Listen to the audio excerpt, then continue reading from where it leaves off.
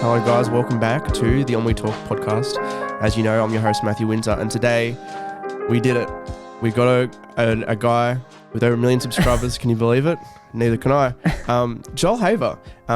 Joel, you are one of my favorite creators at the moment. And I'm sure that, I don't know how many podcasts you've been on, but I'm not sure how many people have told you that. But you're honestly one of my biggest inspirations as a content creator. I'm just going to, as soon as you come on, I've just got to, I've got to rub you up. I've got to make you feel good.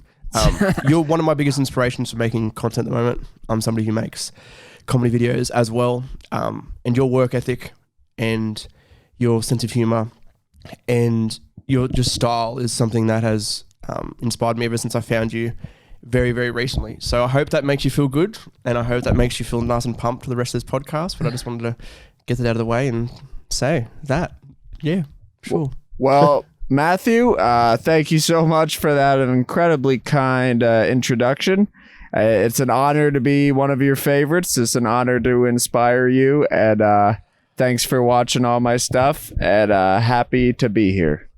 Now, with that, does it feel weird that people do idolize you? Because you've shot up in this last year. Your channel has shot up from... How many subscribers do you think you're at 12 months ago? So in November, that the blow up happened, I'd say at the start of December. And in November, I had just hit 3,000 subscribers. So it went from 3,000 to 1 million in 3 to 4 months. And then since there, it's just been a very steady climb.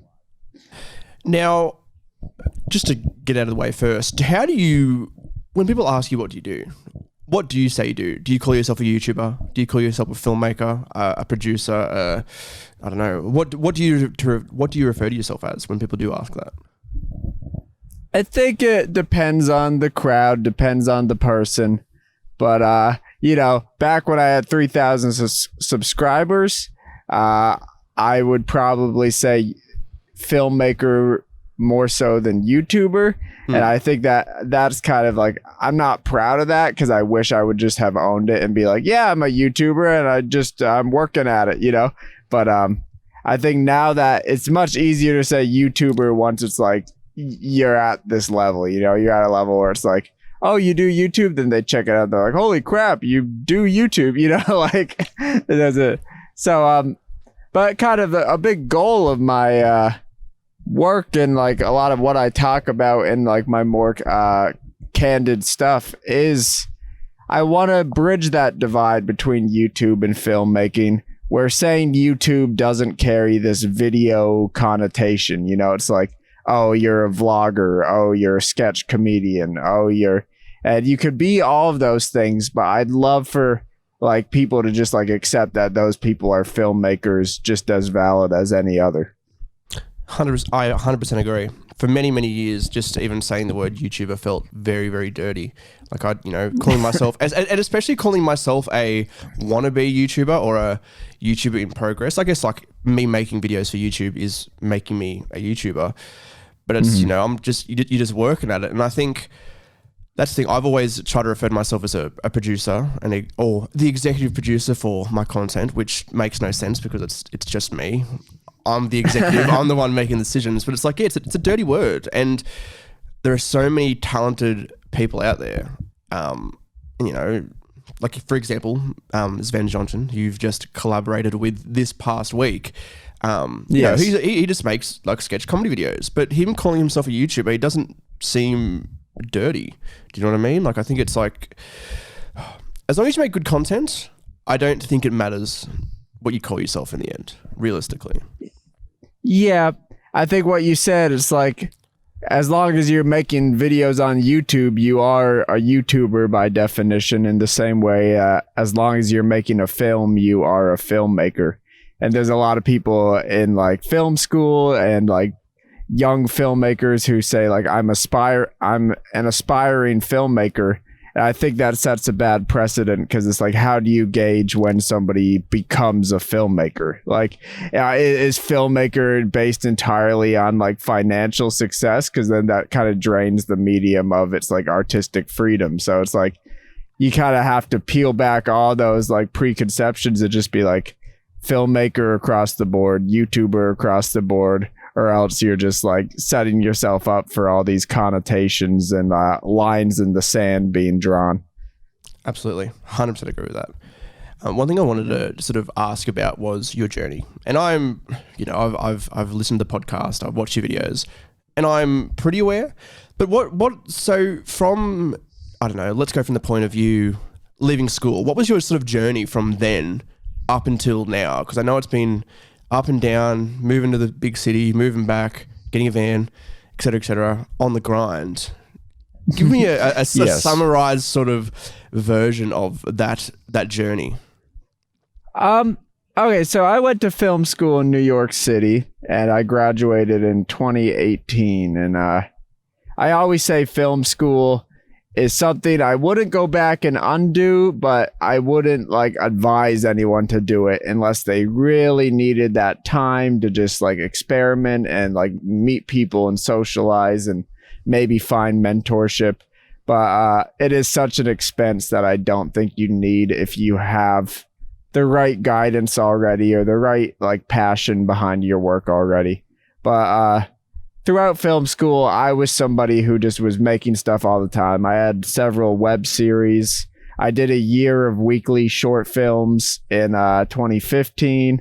And, you know, I was just like, you know, somebody who was inclined to do that anyways. So it's hard to look back on film school with this lens other than like, maybe I could have been where I am either way, you know, and, you know, but, so after film school, I was already in this mindset, pretty disinterested in the film industry at large, disinterested in like classical routes they pitch you to like show your films and get your films seen.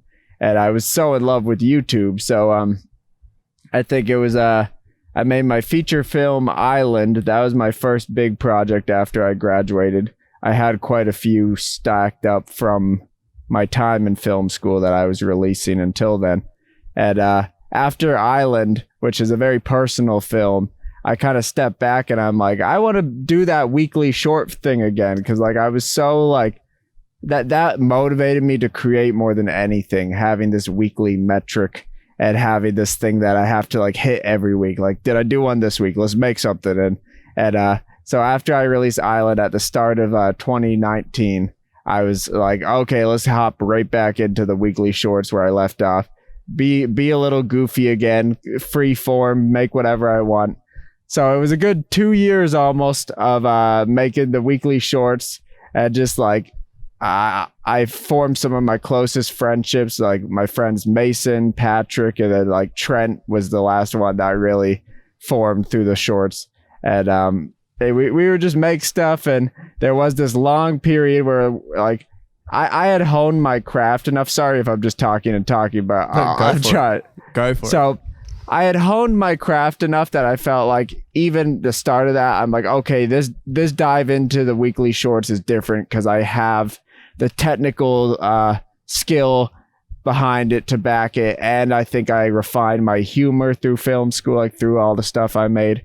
So there was this frustrating 2-year period where I was having nothing but fun. But at the same time, I was like, dang, we're making these great things and no one's watching. And, you know, but I had friends be like, you know, what are we doing wrong? And I'm like, I don't think we're doing anything wrong. I think it's just like YouTube, the initial algorithm like is brutal to work past. Like that initial hump is so hard to get by. And as far as like filmmaking humps go, as far as like, you know, in the traditional sphere, you'd have to run the festival circuit and get funding and get distribution. And I think as far as humps go, even though the YouTube one could be very long and brutal, at least you're creating stuff while you're working at your way over it, you know? Whereas like there's none of that waiting for approval, none of that waiting. And that's what like kept me going. I'm like, I'm already making the stuff I want to make. Like I'm already having such a great time. And, you know, so I moved out of the city. fall of last year, fall of 2020, moved back home to Massachusetts, where Trent, who I know from high school, and I were just kind of like, let's make some stuff, man, because we had been talking over the phone. And Trent, my friend Dylan, and I, just other friends from my hometown, we just like made stuff, and eventually it was that RPG animated video and the NPC animated video. That double whammy was really what kicked it into overdrive and kind of exposed everyone to this backlog of films. And that was the moment that it felt like the eureka moment, where my crazy, like, all the time I spent telling people that this is gonna work, just wait, like, it was the payoff, you know? There's so many interesting things out of that I really want to touch on. But I think the first one is, and it wasn't actually the thing that was hitting me all through when you're just talking to them, but it's the whole thing of just hanging out with your mates and making videos. Like, I was always somebody who was like, yeah, let's make some fun stuff with my mates, with my friends, but it's like they're not dedicated to driving, making more content, not necessarily making more content, but making a business out of what we're doing. My brain is like half and half creative, half business. And I think I always felt like, oh, well, I can only collaborate with other YouTubers. I can't collaborate with my friends, even though for like the longest time, I made a web series for 5 years and it was all just me and my mates. I think there's something so special making things with just normal people as well. Like, I think it'd be a whole different thing, like, not necessarily like making it with like film school people or people in the industry, but it's just like there's something completely different making content just for fun and still being creative. Like, I think everybody has like a creative part of them.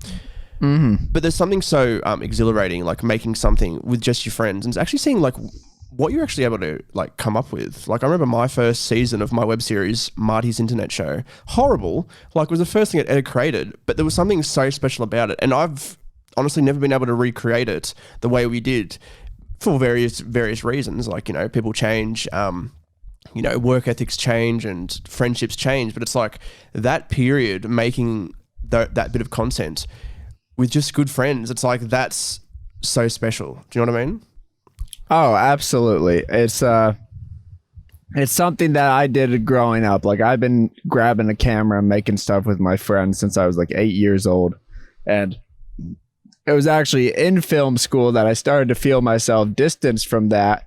And filmmaking became a little less exciting to me, you know, like I started like casting, writing scripts, you know, doing all these things that like we're contrary to the just grab a camera and make something that I had done my whole life, you know. And it was only doing the weekly shorts again and then doing it the second time that I was like reinvigorated for like filmmaking in general, but especially like comedy filmmaking and like short filmmaking. I was like, this is what I want to do. I love just like putting your brains together with the people you'd hang out with anyways. You know, it's like those people you have chemistry with just by virtue of being friends. So I feel like that comes to life the second you create an environment for everyone to be creative.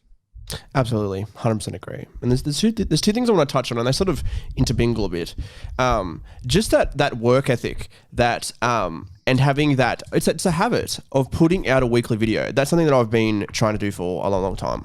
Discovering your videos actually sort of gave me hope that it's actually doable with the production quality and the writing quality as well, even though it is like quite loose and improv. And that's something that a lot of my content is as well. And it's something that's like, well, maybe it is doable.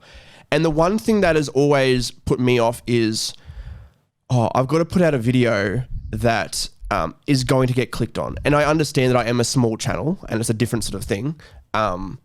But then again, 12 months ago, like, you know, November last year, you were a small channel, 3,000 subscribers. Mm-hmm. I'm still pushing that point that I'm trying to get to that 1,000 subscriber mark. And I know exactly why I haven't got there. It's because I've been inconsistent, because I've focused on the metrics too much, focused on the back end too much. Mm-hmm. have you ever really like focused on that back end, or have you just focused on putting in the work, getting out the video and making, because while a lot of your videos, especially like a lot of the older ones, they aren't YouTube in nature, the storytelling is on point and they're just entertaining videos.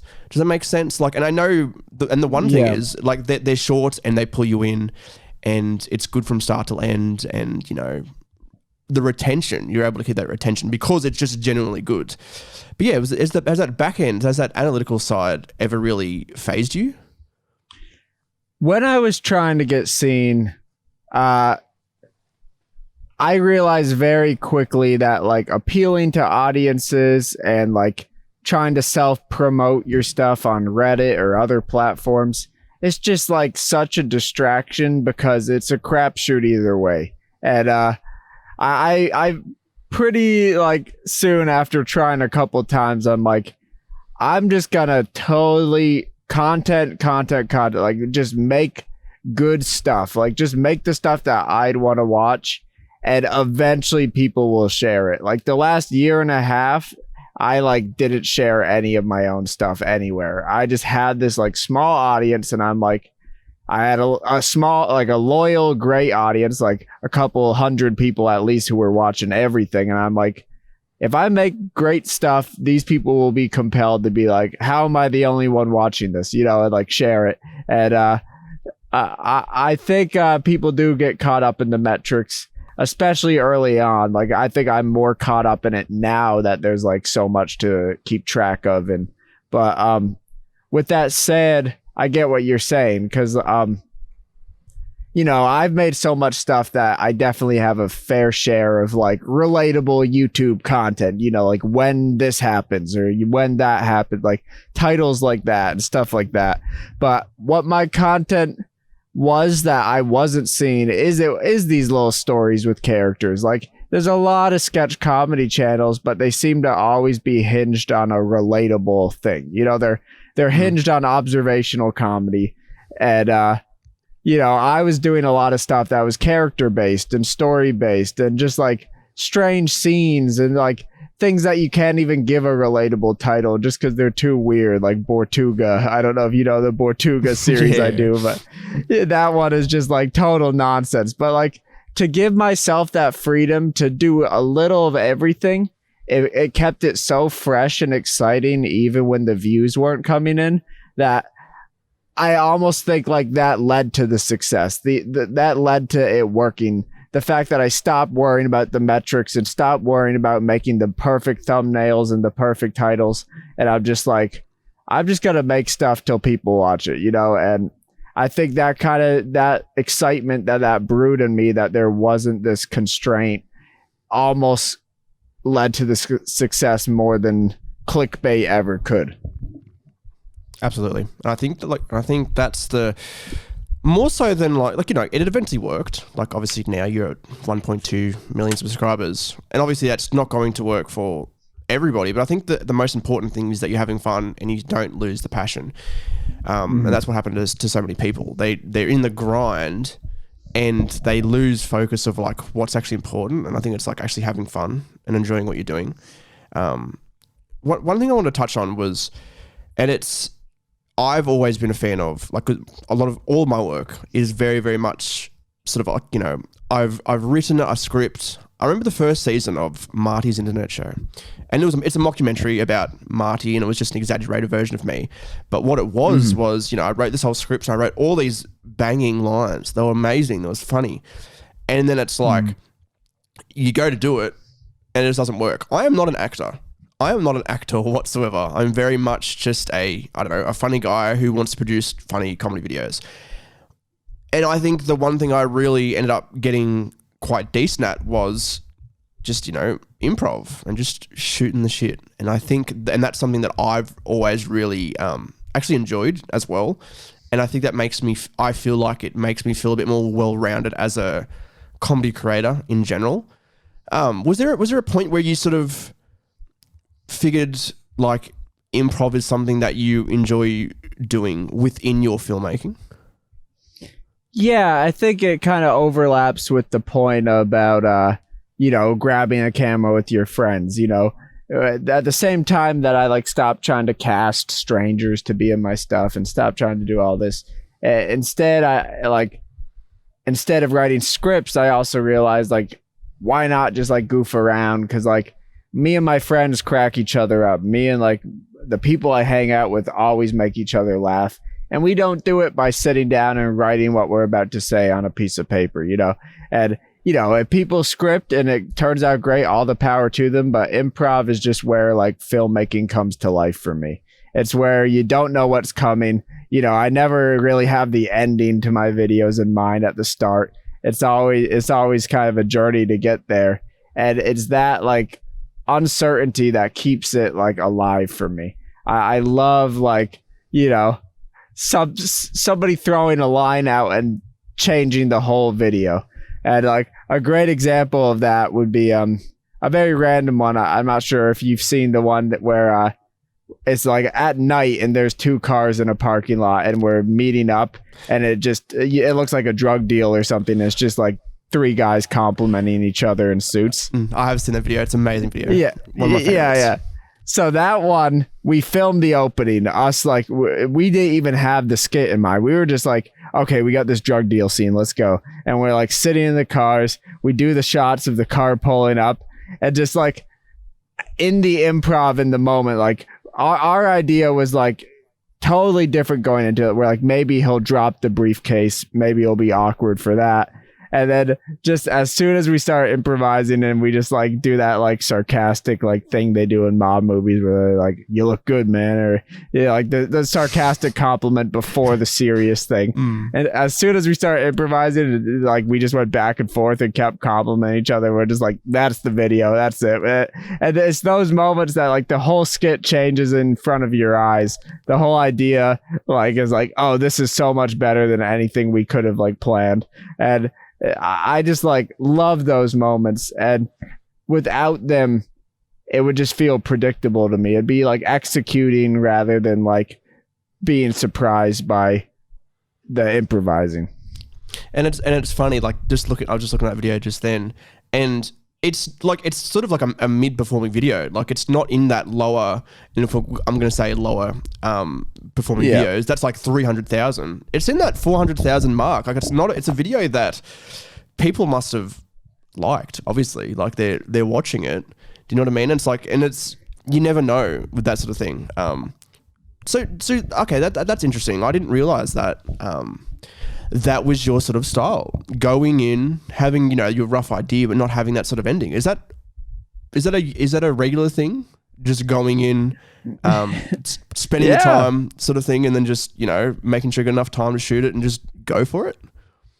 Yeah, absolutely. I'm going to scroll through my videos to see if any other good examples come up, but that's the process. It's like have an opening scene, have a rough concept, and then just like, because I feel like our lives are like a improv story, like life happens and a story happens, and that happens organically. And I feel like as long as you create characters that can actually exist and you create a scene that can actually exist, it's like it will happen organically, because like things need to happen, in any like story or any, I guess that's like a very, very broad pulled back way of looking at it. But that's really what we do. We just like have these characters that feel lived in and real, and we just let them kind of exist together and see what happens. And sometimes there'll be more of like, very rarely I'll have like an idea for the ending, that like an ending that has to exist, but more times than not it is just that free form, see where it goes and trust each other and trust your instincts kind of a deal. Interesting. See that just honestly that changes my whole mindset about that, because I'm somebody who's like, obviously, like originally it was me just like, writing the whole script and going from there. And then recently it's been like, doing that whole dot point, start till end. I've got to have the start, I've got to have the end, and I've got to have little jokes and bits in between. But I think it all comes, and I think it's like because I haven't been having that sort of regular, trying to pump out those weekly uploads, I haven't had time to just like just use that improv muscle. Do you know what I mean? I think like, well, you've proven it. Once you just get into the routine of putting out a video every single week, it just comes naturally. Do you know what I mean? Oh, absolutely. It's like anything. It's practice. It's like you said, a muscle. You just train it. And I think you could train improv as well as you train writing a script. You know, it's just a question of priority. And what I like about improv is there's no delay to create. You know, you could get caught in your head about writing the perfect script forever, writing a great idea. But with improv, it's like the first step is already on its way to editing, you know, essentially.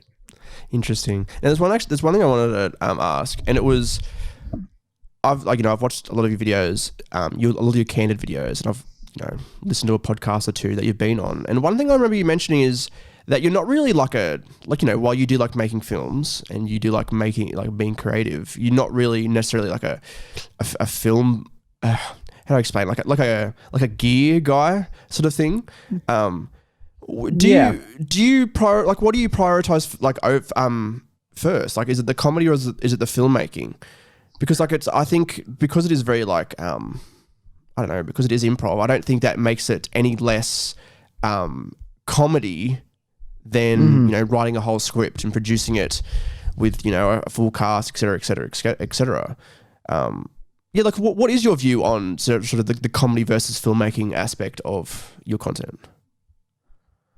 I think, like the best comedy movies for me use the filmmaking to enhance the comedy or use the filmmaking as comedy. I think the failing of a lot of like comedies are the ones that just kind of like, have very standard shots. And it just feels like any Lifetime, Hallmark movie, any Hollywood movie.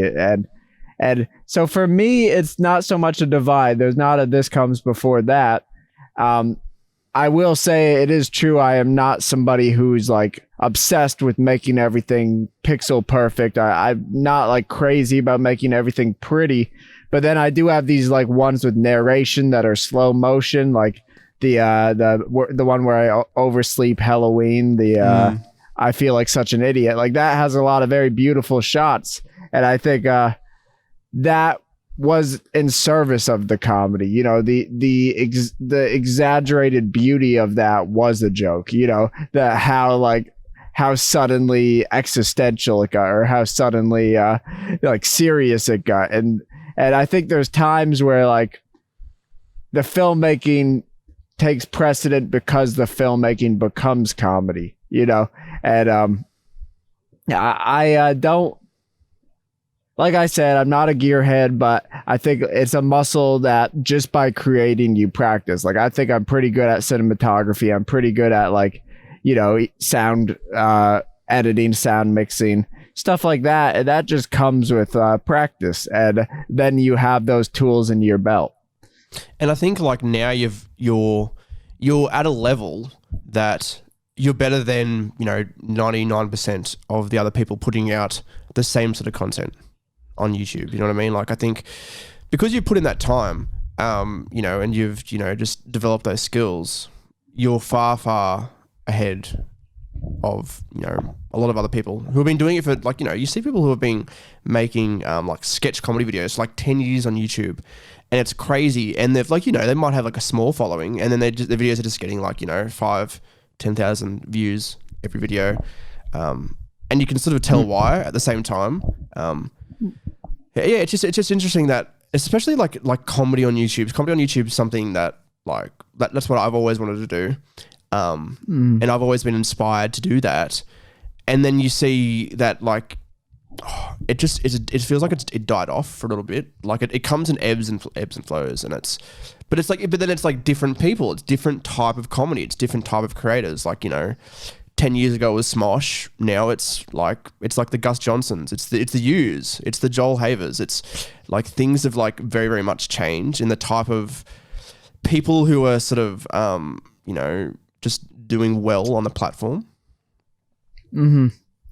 I think what you're touching upon is something I've noticed, and I think the difference between me and a lot of people is I've come from this like filmmaking world, you know, and like I said, I want to blur those lines. I don't want it to be filmmaking and video making, because I think film speaks to more of an artful approach, and I think video making is just as artful as anything.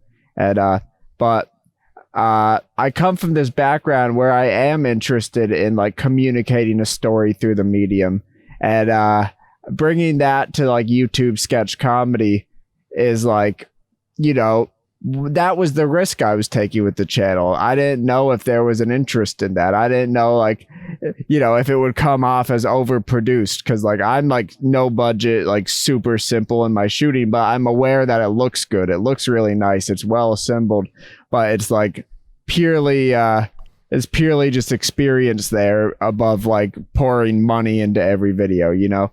But I wasn't sure if there was like a market for that, because what you do see is the Gus Johnson, Caleb City, Long Beach Griffey, like they especially just shoot on their phones, and you know that works. It elevates their comedy, but it just felt like an exciting new approach that like spoke to what I wanted to accomplish. Because I think whereas most people are approaching their comedy as, this is a goofy video, people will relate to this, let's make the next one. For me, these are like, you know, films I'm making, and I love like the visual storytelling of them as much as I love the comedy. And I love like you know, using that to like defy people's expectations of what a YouTube video would be. Like I love using the clickbait titles, then doing something weird, or you know, what I've been doing with the collabs with Sven and Anthpo, just these like bizarre, like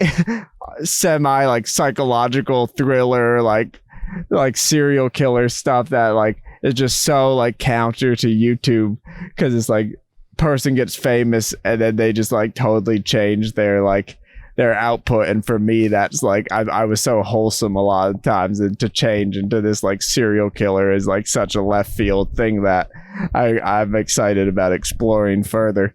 But I think, yeah, it boils down to wanting people to like take YouTube more seriously, and the first step is me taking it more seriously, you know. I agree. I think you, like, you know, you're one of those creators who is like, you're changing the view on the platform. Like I think it's, you know, as I said, like, you know, seeing that like somebody like you putting out this high quality weekly uploads that are genuinely funny, like every single time, and that's like, it just shows that that the platform can be like that. Because I think, you know, for the longest time there was a like for me personally, it was like, you know, probably like 3-4 years ago, I was very much in the commentary space, like just, you know, interacting with those sort of creators where it was just a drama, and it wasn't really, I felt like I had to do that to like just to network with people, because me making my own content, that wasn't working. But you know, you've proven it. You've proven that you can just, you know, make good things, tell good stories, and people will eventually like gravitate towards that. You know, the good rises to the top, and it always does. Who does inspire you? Like, what are your biggest, you know, idols in that filmmaking comedy space? I'd say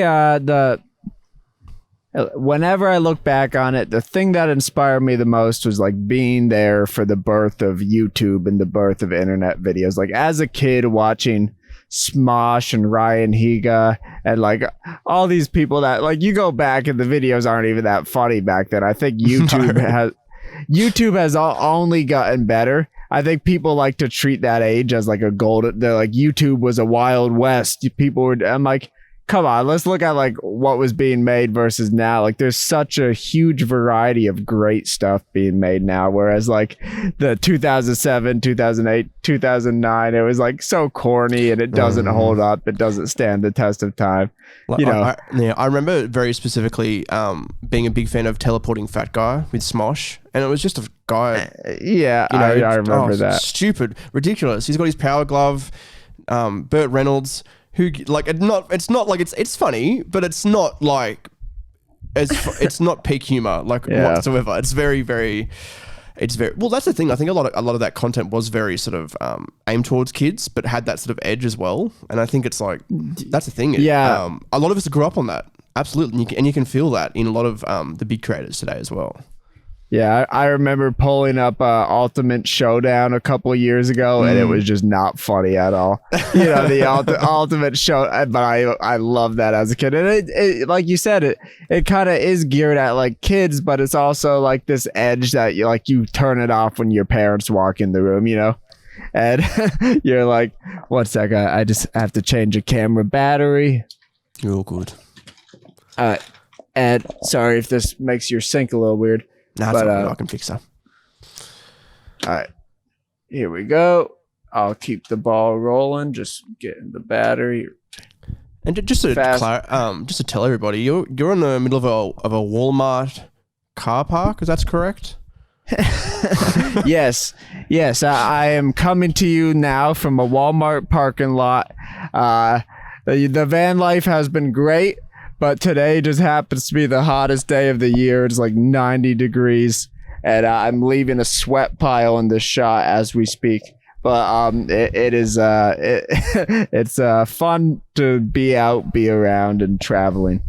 But getting back to what we were talking about, YouTube in its heyday was like not that much to write home about, but it was enough for young me to see and be like, oh my God, like I can do this. Like look at what these people are doing. These people are just grabbing like a camera and, you know, I know how to upload to YouTube. And I think all these steps I took, film school and like considering film festivals and stuff, it was like a step away from like the possible, you know, it was a step away from something so simple and so like there.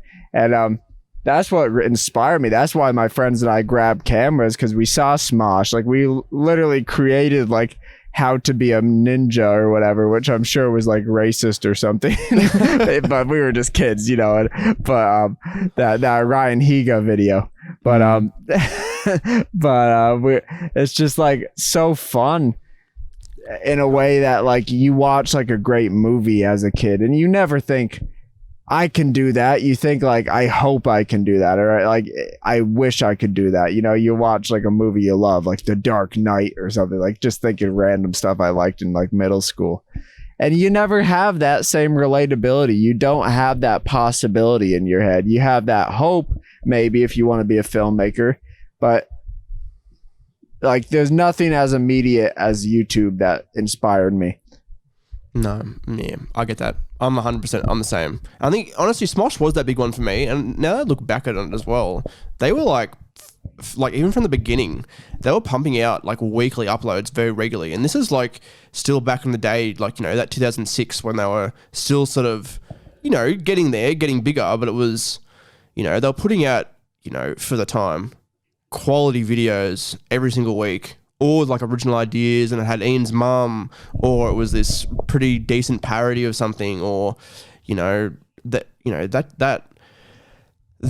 is something that I don't know. I think like things have changed a lot on YouTube, especially for sort of making the content that we sort of do. I think the big thing is people focus on. I think people do focus on that production quality too much sometimes, and like honing in and making the perfect video.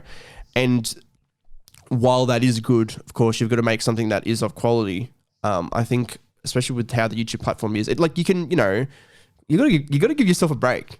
Do you know what I mean? Like it's even though it is a lot of people's livelihood, and like, you know, you might have an audience of, you know, even like a small audience, even if you have only a small audience, there's people who will come and watch your videos. And I think they would rather see a video that is like, not like, you know, half done, just like it's the type of content it is. It doesn't have to have the perfect color grading. It doesn't have to have, you know, joke. It doesn't have to be like the best thing in the world. But I think if people start to like, you know, develop their style of creating videos, that's more important than just making the perfect video, because everybody's style is different. Like very much so. Yeah.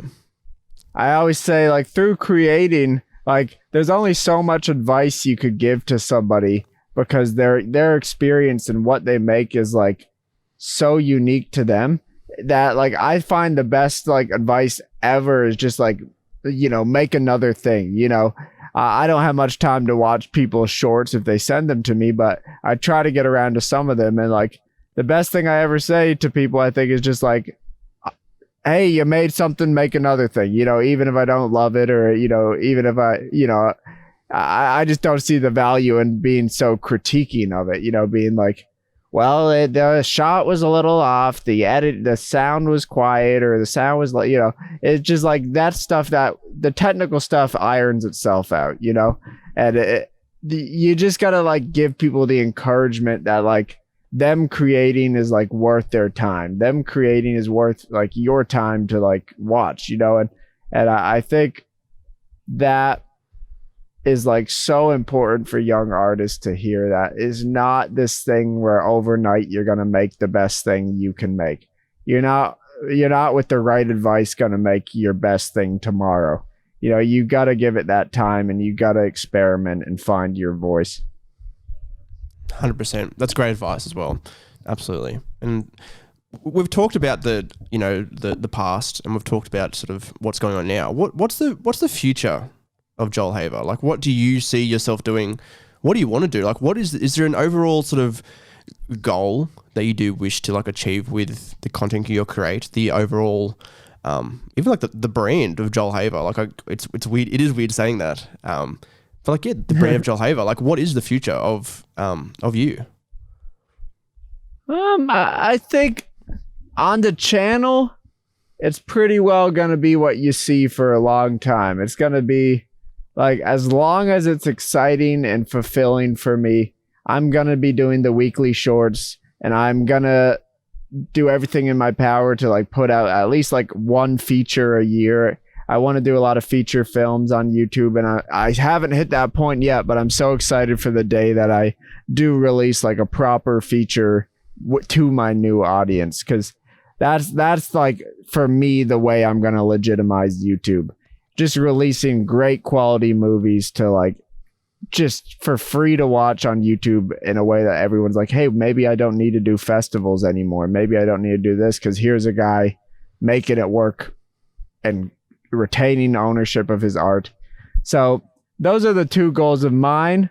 But like, looking at short term, the van trip, I just want to collab with as many people as possible. You know, I want to like just, you know, in a very exaggerated way, like I keep calling this van trip in my head the like collab with everyone tour, you know, and it's like, you know, it's unfeasible to like even hit like as many people as I'd want to hit, like have like in my videos, and me be in their videos. But I think using my channel, using my audience as a sort of divide, a bridge to like bring together the community of YouTube at large, like work with all these small creators and like create this weird visiting series, which is like gonna, in my mind, it's just gonna expand and get like really ambitious, and just like create this bridge between people who might not even know of each other's works, but then suddenly there's a series where like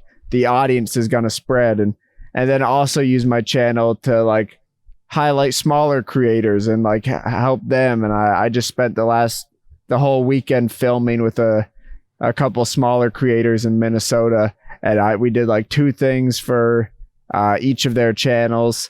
We did one for mine, and it's just like, I just want to like be that change I want to see. I want to see YouTube be this thriving collaborative community, because I feel like a lot of people fall into their like little bubbles and stay there, you know, and I'd love to see it be a little more like artists working together to create art. I love that. I love that it's like creating this little community of people because I think that's one thing that does lack, I think, a little bit, you know, just having that sort of mini sort of like community around people's content. Like there's so many, like for the longest time there was, for me, it was just like looking at these big creators creating content, and it's like, oh, you know, I'll never be able to, you know, network with them. I'll never be able to interact with them. And then you see so many great small creators that are putting out great content very regularly. One of my favorite, and he's a good friend of mine now, is Noke Eric. And Noke Eric puts out some amazing videos. He's very, very creative. Well, that is perfect. Absolutely perfect. You say that because you guessed who I just spent time with in Minnesota. I was thinking that actually. Yeah. I me, Noke Eric, and Mammoth in Space just spent the weekend making a bunch of stuff. So look forward to that.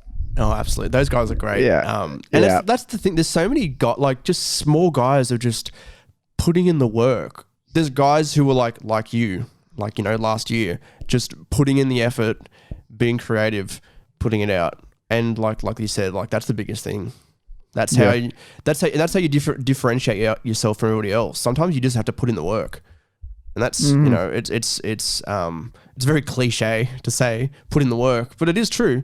You just got to go for it and just, eventually your time will come. Maybe it might not come. Because that's the thing. Do you feel like you're lucky? Do you feel like, because, you very well could have been just creating your videos the next, 10 years with no traction whatsoever. Was that a thought in your head that just things might not work? I don't know. I was so confident in just the comedic talent of me and my friends, and my technical chops backing that up, that I knew eventually something would work. I didn't know the scale to which in my head, I thought some of my stuff was so niche that I would hit 50,000, 100,000 subscribers, and that would be kind of where I'd stay. I thought maybe I'd just be making enough to just scrape by and just keep doing what I love. And the fact that it went as big as it did just expands the just excitement and possibility of what I can accomplish. But lucky is a funny word, because I did, I call myself lucky, and then I've had some friends pull back and say look, man, you put in all that work. It's not luck. It's just your work paying off, it was going to happen eventually. And I think you said earlier that the good rises to the top. And, that's a belief I've always held myself. And it wavered a little when I was really struggling to get seen. But at the end of the day, I think it came back to me. I'm like, okay, I guess it does. Sometimes it's the good rises to the top, especially the good that doesn't let any discouragement stop it. I feel like I hit a whole number of plateaus and places that felt I did months of creating that none of them even broke 1,000 views. And if you could push through that and still be doing it weekly, still be putting out new and exciting stuff, and still have the passion to try new things, I think you will rise to the top. I don't want to give people the hope that they're going to be a 1 million sub channel in 2 years if they start today. But I think at the very least, if you have the passion and the drive, you can make something work for yourself that might make it so you don't have to work other jobs and you could just create for a living. Absolutely. No, that's good advice too. And I hope people do take inspiration from this, because I sure have. And I think it's, people I think even if things don't take off for whoever is inspired by this, just, as long as you're having fun, I think that is more important than anything in the end. Obviously, I'm somebody who's confident enough that, I can probably make it just like you, just like everybody, like a lot of other people. But, as long as you're having fun, at the end of the day, that's all that really matters. As long as you're happy, who gives a shit about all the success and the subscribers and that sort of metric sort of thing. Oh, absolutely. Absolutely. And I think if I were to say anything about being doubtful of my success, it would be that I'm somebody who would sooner work some retail job and just keep creating than just give up on creating and go work for the film industry as a PA or assistant. I'm somebody who would sooner just do everything in my power to just keep the YouTube thing going than give up on it. So I think even if it didn't take off and support me, it would still be this thing that I would be doing till the day I can't do it anymore. And it's proof that you don't have to be in the, in the LAs, in the, like you don't have to be in those major cities in the US or even like in those countries either. It's just like, the internet is a beautiful thing. The internet is it's a very, very big thing. And it's sort of like, because I feel like your content, your style of comedy is very, it's very subjective. Not everybody likes that sort of improv style. Everybody likes that sort of humor that you have. But enough to get you to 1.2 million subscribers, and it's crazy, and it's amazing to see that somebody with your sort of humor and style has taken off that quickly as well. Like it's just the YouTube algorithm just it liked you, and it worked, and you've taken off, and it is amazing to see. It gives us all hope, I think. Absolutely. Yeah. Before we end off, Joel, is there anything? I think you've given enough advice today. I think there's a lot of little snippets and whatnot that you could, put on a t-shirt and shit like that. Absolutely. I don't know. Because that was going to be my last question. It was going to be, what's your biggest piece of advice to those who are listening? But I think you've covered that base. You've covered that definitely. And you know what? Joel, I've got no ending question, and that's how loose this podcast is. And I think that's where we're going to leave it. Definitely. Well, you know what, Matthew, thank you so much for having me. No worries, and I appreciate that somebody. I appreciate that you're you're humble enough to help out. Come on this podcast as well, but especially like help small creators, and that is that's a big part of what you do, and that actually it's very inspiring, and I do appreciate you're looking out for the little guy, helping us out and all that sort of stuff. And I do appreciate you coming on and having a nice little chat. It was good. Happy to be here. I hope you have a nice day. Oh, absolutely. Thank you, Joel.